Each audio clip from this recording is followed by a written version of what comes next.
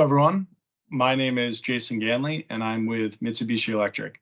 Just want to say thank you for taking your time to tune into my topic. The next 5 minutes, I will be talking about Hotel Marcel, which is a hotel that was developed a couple of years ago that basically switched over the old Pirelli office building in New Haven, Connecticut, to the first passive house hotel in the United States. It was also one of the leaders in hotel electrification, utilizing old and new heat pump technology. So this building was established in the late 1960s. It actually ended up being abandoned by 1988. So the owner kind of came in, instead of demoing this building, they wanted to keep it in the skyline. So they decided to basically set very high standards. And what their goals were passive house standards, platinum LEED rated, as well as an all electric building. And this is why they've turned to heat pump technology. So looking at this building, what did they have to do as far as infrastructure goes? Passive house standards called out for spray foam insulation, and they replaced all the existing windows with triple pane windows. They then installed solar panels to produce on-site electricity and scattered them all throughout the roof and 3 different sections in the parking lot. As far as electric technologies and how they were able to accomplish their passive house goals, as well as their net zero goals or net zero ready goals, they installed VRF, air source VRF for commercial cooling and heating, right? Comfort cooling and heating. So there's all simultaneous systems in there, so the occupants could choose between heating or cooling based on their preference. And there's 3 different types of fan coils that were used all throughout the building.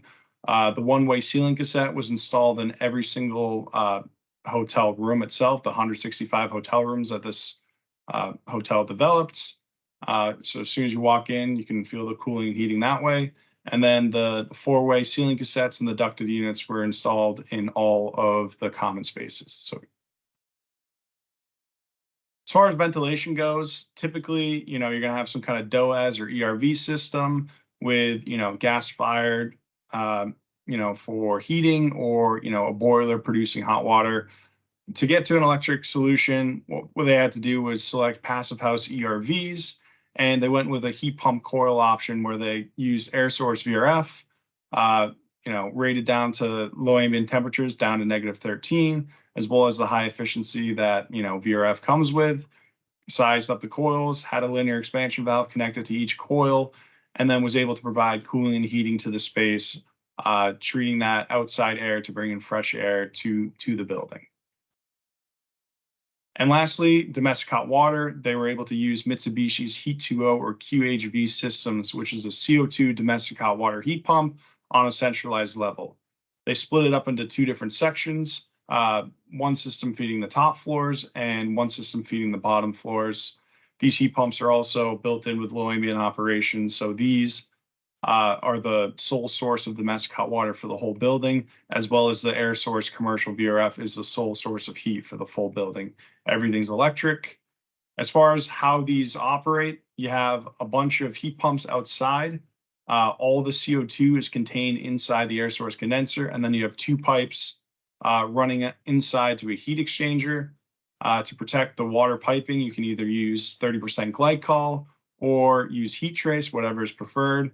And then basically you're sending 176-degree water inside of these heat exchangers to maintain 140 degrees in these storage tanks, which are then sent out to all the amenities in the space at 120 degrees. There's recirculation losses associated with along piping routes that a swing tank with a KW heater is going to maintain.